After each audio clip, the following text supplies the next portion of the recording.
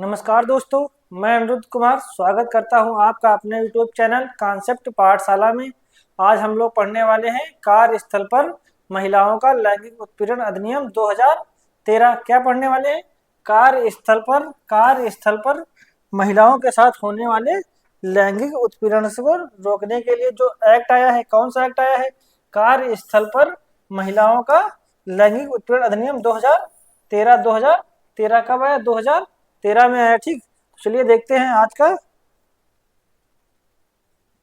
आज की क्लास। ठीक, तो देखिए, अधिनियम का सामान्य परिचय यानी एक्ट क्या है, कब आया, क्यों आया और इसका उद्देश्य क्या था। ठीक है, तो यह अधिनियम क्या है? तो यह अधिनियम 2013 का अधिनियम संख्या कौन सी है? अधिनियम संख्या कौन सी? 14।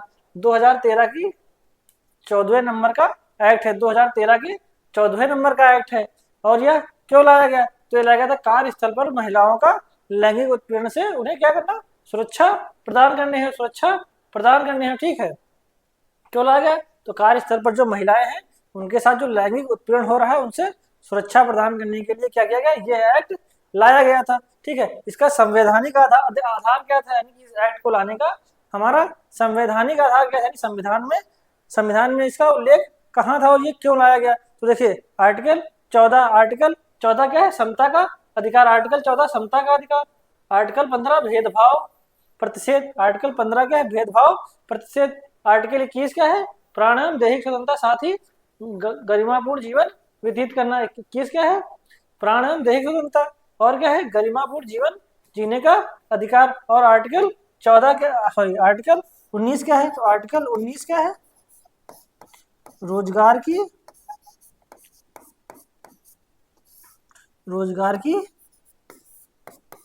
स्वतंत्रता। ठीक है, तो यह एक संविधान में दिए गए आर्टिकल 14 के अकॉर्डिंग समता का अधिकार, 15 के अकॉर्डिंग भेदभाव का प्रतिषेध, 19 के अकॉर्डिंग रोजगार की स्वतंत्रता और 21 में प्राण दैहिक स्वतंत्रता और साथ ही गरिमापूर्ण जीवन जीने का जो महिलाओं का अधिकार है उसको अधिक प्रभावी बनाने के लिए यह एक्ट लाया गया। यानी कि जो संविधान में हमारे महिलाओं के लिए जो अधिकार दिए गए हैं, आर्टिकल 14 समता का अधिकार, आर्टिकल 15 भेदभाव प्रतिषेध, आर्टिकल 19 रोजगार की स्वतंत्रता, आर्टिकल 21 गरिमापूर्ण जीवन व्यतीत करना और प्राण एवं दैहिक स्वतंत्रता, इसको अधिक प्रभावी बनाने के लिए क्या क्या यह एक्ट लाया गया। तो यह एक्ट संख्या क्या थी? तो वर्ष 2013 का एक्ट नंबर 14 था। 13 में आया था, 14 नंबर का था। ठीक, फिर उद्देश्य क्या है? कार्यस्थल पर जो महिलाएं हैं उन्हें लैंगिक उत्पीड़न से उनकी सुरक्षा करना, लैंगिक उत्पीड़न से उनकी सुरक्षा करना। ठीक, नेक्स्ट क्या है? देखिए, आप लोगों को पता होगा कार्यस्थल पर महिलाओं का लैंगिक उत्पीड़न से एक मोस्ट इंपॉर्टेंट केस पूछा जाता है। क्या है वो केस? है विशाखा बनाम राजस्थान। विशाखा बनाम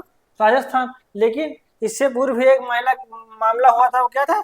भांवरी देवी मामला 1992। भांवरी देवी मामला 1992। देखिए, इस केस के बाद ही, यानी इस घटना के बाद ही लैंगिक उत्पीड़न कार्यस्थल पर जो होता है इसको रोकने के लिए बड़े लेवल पर बात उभर के आई थी। फिर इस बात के बाद क्या हुआ था? एक विशाखा गाइडलाइंस जारी की गई थी। किसके द्वारा? सुप्रीम कोर्ट के द्वारा।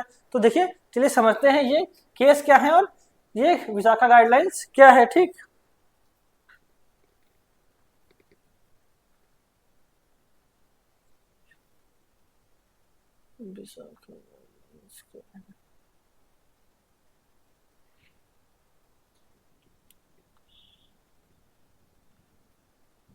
ठीक,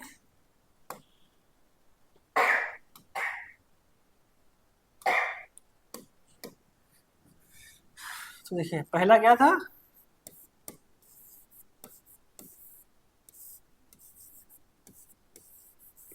भांवरी देवी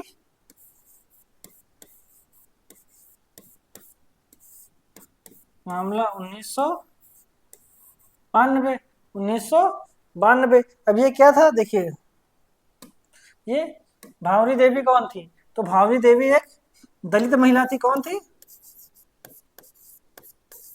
एक दलित महिला थी। यानी कि ये क्या थी? ये एक कुम्हार थी। ये एक कुम्हार थी। ठीक है, ये कहाँ रहती थी? तो ये राजस्थान के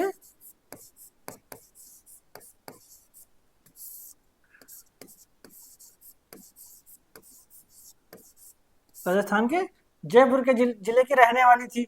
और ये क्या करती थी? तो एक देखिए, बाल विवाह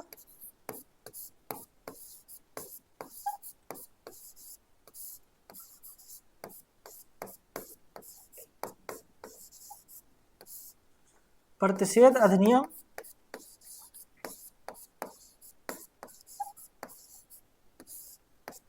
1929 आया था। ठीक, 1929 के अकॉर्डिंग ये बाल विवाह को रोकने के लिए क्या थी, समाज में कार्यरत थी। ठीक है, इस एक्ट के अकॉर्डिंग क्या था, जो बॉयज होते हैं उनकी उम्र 17 वर्ष और जो गर्ल होती थी उनकी उम्र 14 वर्ष निर्धारित की गई थी। किस लिए? विवाह करने के लिए। यानी कि जब ये बाल विवाह प्रतिषेध अधिनियम 1929 आया था, उस समय जो लड़कों की उम्र निर्धारित की गई थी वो विवाह के लिए 17 वर्ष और लड़कियों के लिए क्या गई थी 14 वर्ष। लेकिन प्रेजेंट में क्या है, तो प्रेजेंट में जो हमारा एक्ट है वो बाल विवाह प्रतिषेध अधिनियम 2005 है।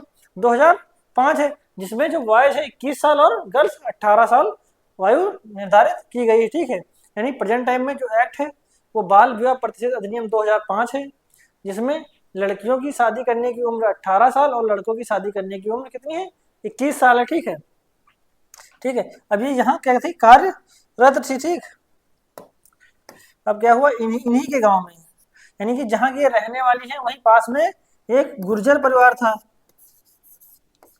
गुर्जर परिवार यानी कि एक उच्च वर्ग। ठीक है, इनके यहाँ क्या हो रहा था, 1 वर्ष की बच्ची का 1 वर्ष की बच्ची का क्या हो रहा था, विवाह हो रहा था। ठीक है, इस विवाह को इन्होंने क्या किया, बंद करवा दिया। इन्होंने क्या किया, विवाह को बंद करवा दिया, पुलिस को इत्तला की और ये शादी उन्होंने बंद करवा दी। अब क्या था, देखिए, उच्च वर्ग के जो सदस्य थे उनको ये चीज बुरी लगी कि एक मतलब हमारे कार्यक्रम में ये निम्न वर्ग की जो महिला है इन्होंने क्या किया, अड़चन डाल दिया। ठीक, और ये शादी क्या होगी, कैंसिल होगी, जिससे क्या हुआ, ये लोग गुस्सा हो गए। ठीक है, बहुत अधिक गुस्सा हुए, क्योंकि पहले आप लोगों को पता है जो उच्च वर्ग था, सुवर्ण था, ये दलितों को बहुत परेशान करता था। ठीक है,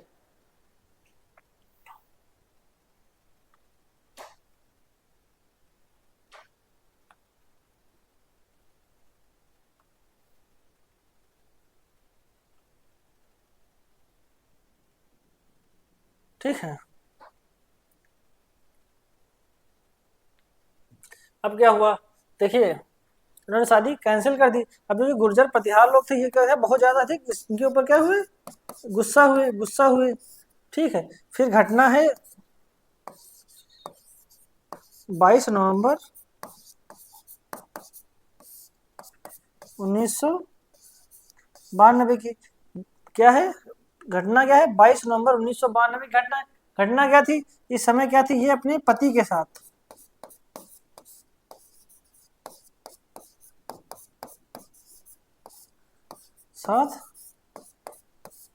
खेत में कार्य कर रही थी। ठीक, अपने पति के साथ क्या कर रही थी, खेत में ये काम कर रही थी। तभी क्या हुआ, 5 सदस्य आए। ठीक है, इनके पति को पीटा, इनके पति को क्या किया, पीटा। और साथ इन्होंने क्या किया, जो ये महिला थी कौन, भावरी देवी, इसके साथ क्या किया,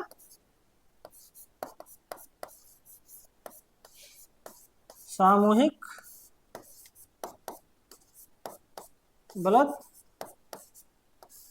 सामूहिक बलात्कार किया। किसके साथ, भावनी देवी के साथ। कब, जब वो अपने पति के साथ अपने खेत में कार्य कर रही थी। तभी क्या हो, जो उच्च वर्ग के थे 5 लोग आए और उन्होंने क्या किया, पति को पीटा और साथ ही पति के सामने ही क्या किया, उनकी पत्नी का यानी कि भावरी देवी का क्या किया, सामूहिक बलात्कार किया। अब क्या हुआ,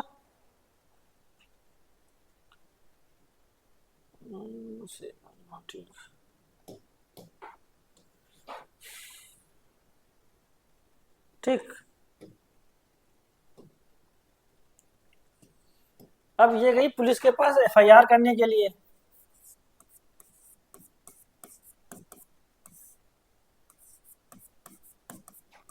पास शिकायत दर्ज करने के लिए। तो पहले तो पुलिस वालों ने जल्दी इनकी केस केस नहीं लिया, फिर जब उन्होंने केस लिया तो ये केस कितने साल चला, 4 साल, यानी सॉरी 5 साल। 1992 का केस था, 1997 में जाके फाइनल हुआ। कब फाइनल हुआ, 1997 में सत्र न्यायालय के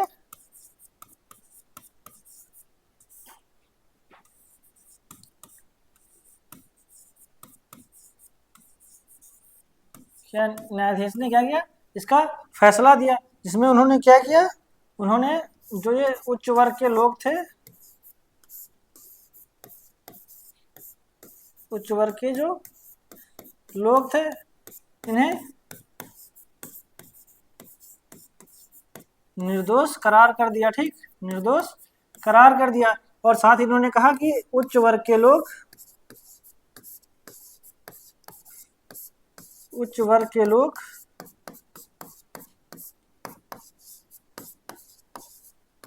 निम्न वर्ग के लोगों को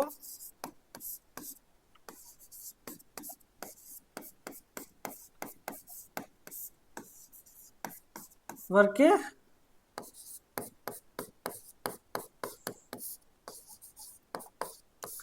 लोगों को स्पर्श तक नहीं करते।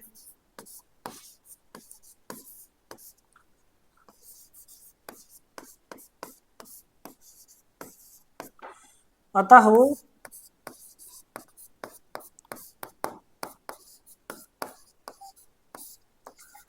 निम्न वर्ग की महिला के साथ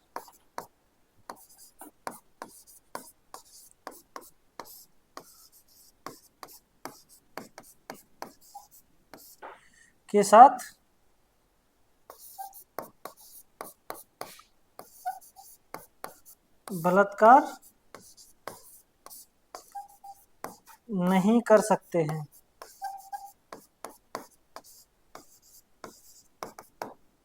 शॉर्ट बनाऊंगा, ठीक है।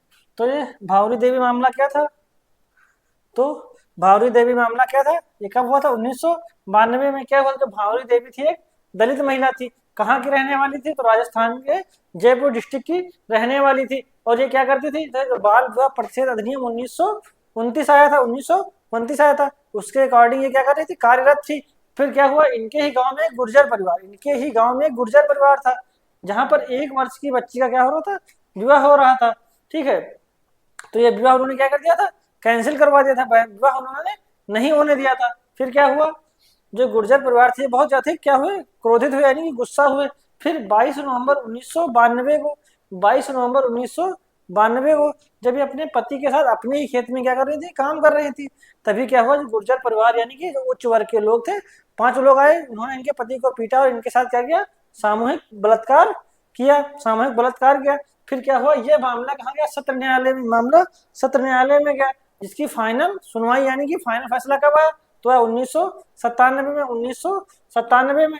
और तब क्या हुआ, जो हमारे माननीय न्यायाधीश थे, उन्होंने उच्च वर्ग के जो सदस्य थे, जिन पर आरोप था कि उन्होंने बलात्कार किया है, उन्होंने क्या किया, निर्दोष करार दे दिया। और साथ ही कहा, जो उच्च वर्ग के लोग हैं वो निम्न वर्ग के लोगों को स्पर्श करना तक पसंद नहीं करते हैं, तो ऐसे में वह निम्न वर्ग की स्त्री के साथ बलात्कार नहीं कर सकते हैं। ठीक है, यानी कि जो दोषी थे या आरोपी थे या जिन्होंने उनके साथ बलात्कार किया था, उन्हें क्या कर दिया गया, निर्दोष करार दे दिया, क्या कर दिया गया, निर्दोष करार दे दिया गया। ठीक, ठीक, निर्दोष करार दे दिया। अब 1997 में ही, 1997 में ही लैंगिक उत्पीड़न से जो पीड़ित क्या महिलाएं थी, ठीक है, यानी कि महिलाओं का ग्रुप, और साथ ही जो एक गैर सरकारी एनजीओ चल रहा था, गैर सरकारी एनजीओ चल रहा था, उन्होंने मिलकर एक संगठन बनाया। उन्होंने क्या किया, एक संगठन बनाया, जिसका नाम उन्होंने क्या रखा, विशाखा। उन्होंने क्या नाम रखा, विशाखा। ठीक है, यानी कि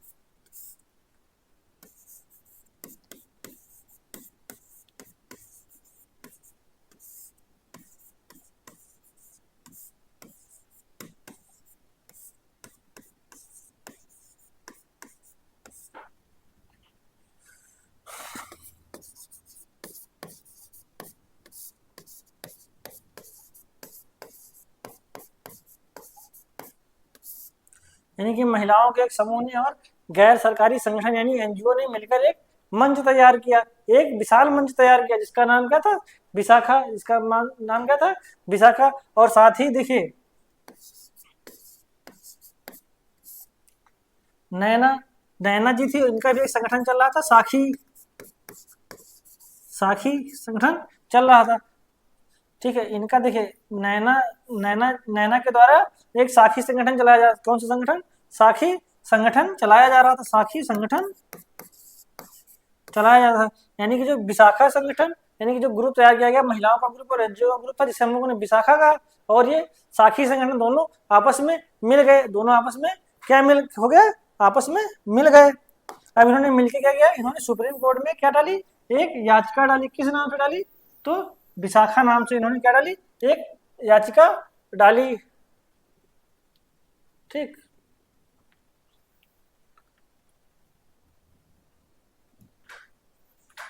विशाखा नाम से इन्होंने एक याचिका डाली।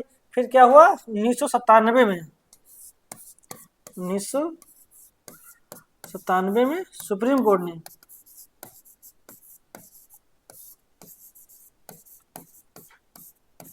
या एक जनहित याचिका डाली गई। किस नाम से, तो याचिका डाली गई थी विशाखा नाम से, विशाखा नाम से एक याचिका डाली गई। फिर इसके बाद सुप्रीम कोर्ट ने फैसला दिया, क्या, महिलाओं का कार्यस्थल पर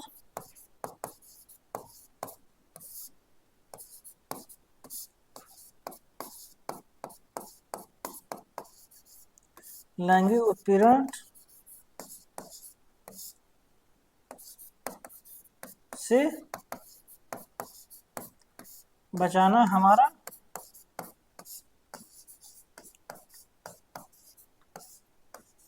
कर्तव्य है।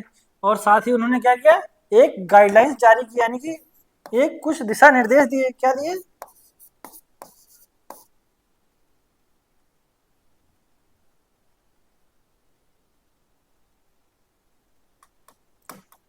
उन्होंने क्या दिए, दिशा निर्देश दिए। जिन्हें हम लोगों ने क्या कहा, विशाखा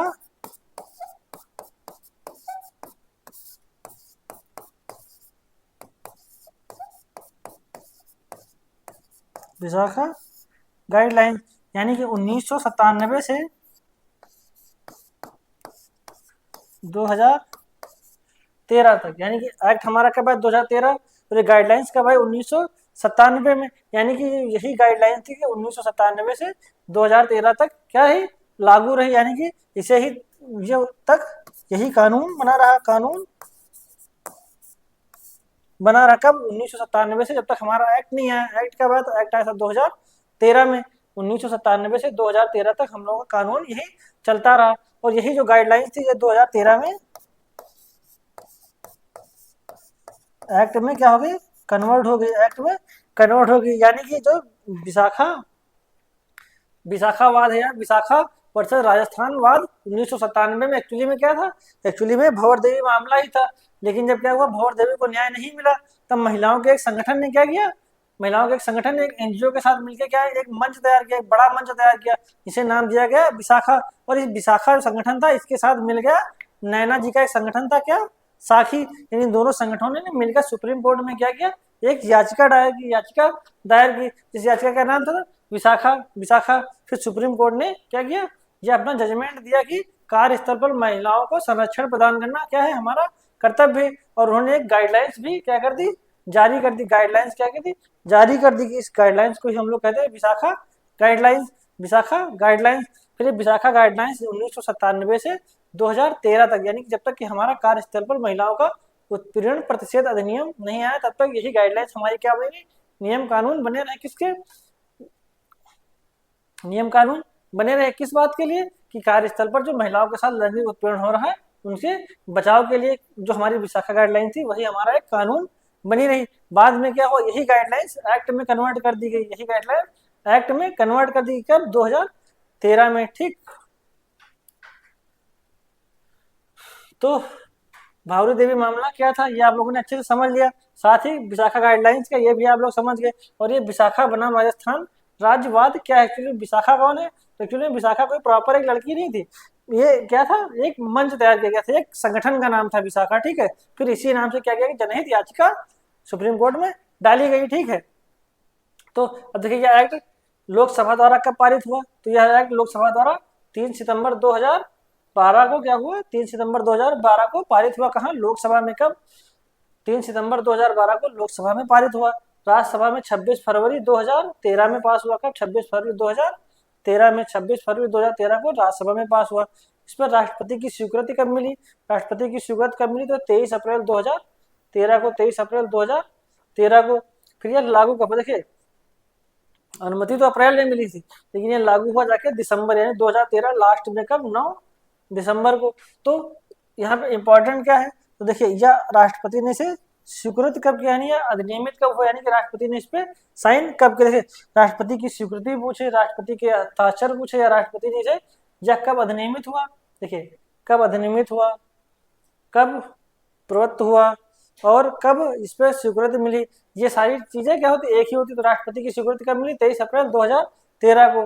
फिर यह प्रभावी कब हुआ, या लागू कब हुआ, या प्रभावी कब हुआ, या लागू कब हुआ पूछा जाए तो पूछा कब, 9 दिसंबर 2013 को यह क्या हुआ, लागू हुआ, ठीक है।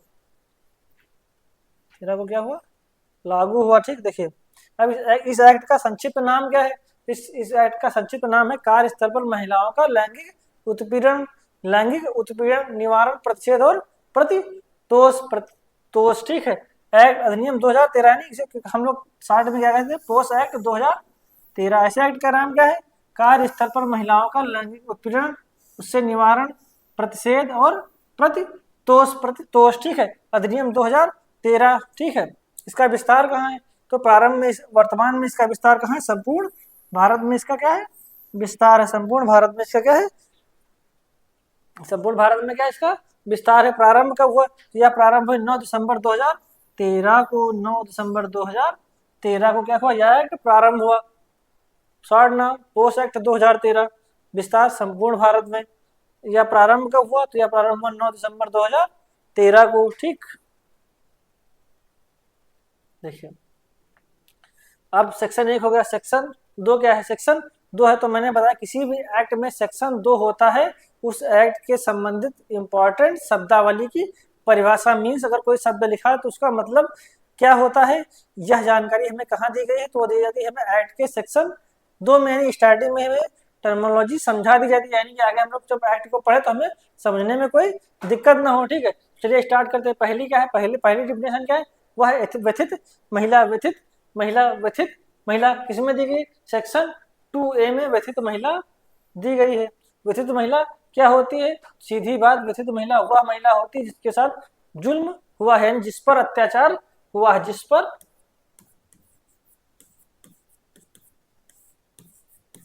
जिस पर अत्याचार हुआ है। जिस महिला पर अत्याचार हुआ है वह महिला ही क्या कहलाती है, व्यथित महिला कहलाती है। यह अत्याचार नहीं हुआ है और वह अत्याचार होने का आरोप लगा रही, किसी व्यक्ति ने उसके ऊपर अत्याचार किया, इसका केवल आरोप भी लगा रही है, तो वही महिला क्या कहलाती है, व्यथित महिला कहलाती है। देखिए वह घरेलू कामगार भी शामिल है, जरूरी नहीं कि कार्यस्थल पर भी घर में काम करने वाली महिला भी इस एक्ट का प्रयोग कर सकती है, यानी कि यह एक्ट पर भी लागू हो जाता है। फिर वह है कर्मचारी। अब ये कर्मचारी कौन होता है, रेगुलर रूप से, रेगुलर हो, टेम्परेरी हो, या अनुबंध या कॉन्ट्रैक्ट पर हो, या तदर्थ हो, ठीक है, या तदर्थ हो, यानी किसी भी रूप में अगर वह कार्य कर रहा है, कहीं पर भी वह कार्य कर रहा है तो वह क्या कहलाता है, कर्मचारी कहलाता है। चाहे वो परमानेंट हो, रेगुलर हो, खुद का ऑफिस हो, इंटर्न कर रहा हो, कुछ भी कर रहा हो, अगर वो काम कर रहा है किसी भी कार्यस्थल पर तो क्या है, वह कर्मचारी कहलाता है। अगर वो कार्यस्थल पर कार्य नहीं कर रहा है, फिर भी कार्यस्थल पर रह रहा है, फिर भी वो क्या कर्मचारी की श्रेणी में इस एक्ट के अकॉर्डिंग गिना जाएगा। तो किस सेक्शन में दी गई है परिभाषा, 2F में। 2F में क्या है, कर्मचारी की परिभाषा। सेक्शन 3 क्या है, लैंगिक उत्पीड़न। सेक्शन 2N क्या है, लैंगिक उत्पीड़न। अभी लैंगिक उत्पीड़न क्या होता है समझते हैं, ठीक है। देखिए प्रत्यक्ष रूप से, अप्रत्यक्ष रूप से, प्रत्यक्ष रूप से या अप्रत्यक्ष रूप से निम्नलिखित कोई भी गतिविधि की जाती है तो वह किसके अंतर्गत आती है, तो वह लैंगिक उत्पीड़न के अंतर्गत आती है। ठीक है, तो पहला क्या, शारीरिक संपन्न या शारीरिक संबंध बनाना या उसके प्रति अग्रसर होना, यानी कि हम किसी भी महिला के साथ कार्यस्थल पर शारीरिक संबंध बनाते हैं या शारीरिक संबंध बनाने की कोशिश करते हैं, उसके प्रति अग्रसर होते हैं, तो ऐसी जो हमारी प्रवृत्ति होती है या ऐसा व्यवहार क्या कहलाता है, महिला के साथ लैंगिक उत्पीड़न कहलाएगा। दूसरा क्या है, यौन अनुग्रह की मांग या अनुरोध करना, यानी कि कार्यस्थल पर कोई महिला है जिससे हम लोग क्या करते हैं, अनुग्रह कर रहे हैं, किस लिए, शारीरिक संबंध बनाने के लिए। ठीक है, शारीरिक संबंध बनाने के लिए। दूसरा क्या है, लैंगिक रूप से रंगीन टिप्पणियां करना, यानी कि भद्दी या अश्लील टिप्पणियां भी अगर हम कर रहे हैं महिलाओं के ऊपर तो वो क्या कहलाएगी, तो वह हमारा लैंगिक उत्पीड़न कहलाएगी। ठीक है, फिर चौथा क्या, अश्लील साहित्य दिखाना या सामग्री दिखाना। देखिए अश्लील टिप्पणियां करना लैंगिक रूप से रंगीन टिप्पणियों के अंतर्गत आता है, लेकिन अश्लील सामग्री या साहित्य हम लोग दिखा रहे हैं तब भी वो क्या होगा, लैंगिक उत्पीड़न ही माना जाएगा। देखिए 2A क्या है, व्यथित महिला। व्यथित महिला कौन है, जिस पर अत्याचार हुआ है या वह जो आरोप लगा रही है कि उसके साथ गलत कदाचार किया गया है। ठीक है, फिर 2F क्या है, कर्मचारी। कर्मचारी यानी कार्यस्थल पर रहने वाला या कोई कार्य करने वाला, स्थायी हो, परमानेंट हो, किसी कॉन्ट्रैक्ट पे हो, कैसे भी हो, अगर वह साइट पे काम कर रहा है, कार्यस्थल पर रहे तो वह क्या कहलाएगा, कर्मचारी कहलाएगा। अब लैंगिक उत्पीड़न क्या है, लैंगिक उत्पीड़न की डिफिनेशन कहाँ दी है, वो दी गई 2N में।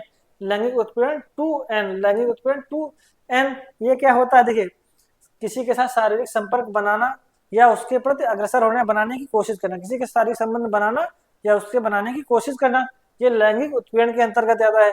फिर यौन का अनुग्रह करना, यानी शारीरिक संबंध बनाने का अनुग्रह करना भी क्या है, लैंगिक उत्पीड़न है। इसलिए अश्लील टिप्पणियां करना यानी भद्दे कमेंटबाजी भी करना भी क्या है, लैंगिक उत्पीड़न है। या कोई अश्लील साहित्य या वीडियो दिखाना भी क्या है, ये आता है लैंगिक उत्पीड़न के अंतर्गत। ठीक, कार्यस्थल क्या है, कार्यस्थल 2O, कार्यस्थल 2O, कार्यस्थल क्या है, 2O क्या है, कार्यस्थल।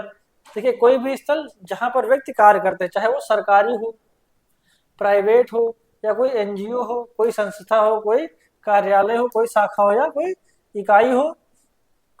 ठीक है, कोई अस्पताल हो, कोई नर्सिंग होम हो, खेल स्थान हो, स्टेडियम हो या प्रशिक्षण केंद्र हो, असंगठित क्षेत्र हो तथा घर में काम करने वाले घरेलू कामगारों का कार्यस्थल भी क्या कहलाता है, कार्यस्थल कहलाता है। मीन्स यानी कोई सरकारी कार्यालय या ऑफिस या दफ्तर हो, कोई निजी कार्यालय ऑफिस या दफ्तर हो। ठीक है, ठीक है, क्या वो कार्यस्थल में गिना जाता है। ठीक है, फिर बात की जाए अस्पताल, नर्सिंग होम, स्कूल, खेल संस्था, स्टेडियम, प्रशिक्षण केंद्र, ये सारे क्या होते हैं, कार्यस्थल ही माने जाते हैं। ठीक है, रोजगार के दौरान कोई स्त्री कहीं जा रही है, रोजगार के दौरान कोई स्त्री कहीं जा रही है, रोजगार के दौरान या काम के सिलसिले में कोई स्त्री कहीं जा रही है, तो जिस वाहन से वह जा रही है वह वाहन भी कार्यस्थल माना जाएगा। यानी कि उस वाहन में भी अगर उससे छेड़खानी की जाए तो यही माना जाएगा कि भैया कार्यस्थल पर उसके साथ क्या किया गया है, छेड़खानी या उसका लैंगिक उत्पीड़न करने की कोशिश की गई या किया गया है। ठीक है, अब ये नियुक्ता कौन सा होता है, नियुक्ता यानी कि मालिक, नियुक्ता यानी कि मालिक, 2M मतलब मालिक, M मतलब मालिक, 2M नियुक्ता। किसी विभाग, संस्था, कार्यालय या प्रतिष्ठा का प्रमुख या प्रबंधन कार्य देखने वाला जो व्यक्ति होता है वही नियुक्ता कहलाता है। मीन्स देखिए कोई संस्था है या कोई संस्था है या कोई कार्यालय है, वहां पर जो हेड होता है, जो वहां का प्रबंधन और मैनेजमेंट देखता है, वही व्यक्ति क्या कहलाता है, नियुक्ता कहलाता है। यानी कि नियुक्ता की परिभाषा कहाँ दी गई है, 2M में नियुक्ता की परिभाषा दी गई है। ठीक, 2M में नियुक्ता की क्या की गई है, परिभाषा दी गई है। सेक्शन 3 देखिए सारी डिफिनेशन दी गई सेक्शन 2 में। लैंगिक उत्पीड़न प्रतिषेध है, इसकी डिफिनेशन कहाँ दी गई है, वो सेक्शन 3 में दी गई है। टर्मोलॉजी है अमूमन सेक्शन 2 में ही सारी डिफिनेशन दी जाती है, लेकिन इसमें क्या हुआ, इसमें शब्दावली की डिफिनेशन सेक्शन 2 में दी गई, लैंगिक उत्पीड़न की परिभाषा कहाँ दी गई, सेक्शन 3 में। सेक्शन 3 में अब देखते हैं लैंगिक उत्पीड़न होता क्या है। तो देखिए सबसे पहले क्या है, इस एक्ट के अकॉर्डिंग लैंगिक उत्पीड़न मूल रूप से प्रतिबंधित किया गया, मूल रूप से क्या किया गया है, प्रतिबंधित किया गया। किसी भी महिला के साथ किसी भी कार्यस्थल पर लैंगिक उत्पीड़न पूर्ण रूप से क्या है, प्रतिषेध है, पूर्ण रूप से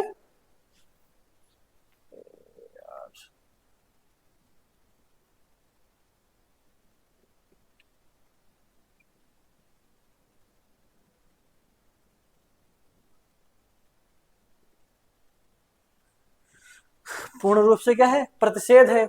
वह परिस्थितियां जो लैंगिक उत्पीड़न मानी जाएंगी, मतलब कौन से ऐसी परिस्थितियां हैं जब माना जाएगा कि महिला के साथ लैंगिक उत्पीड़न हो रहा है, लैंगिक उत्पीड़न हो रहा है।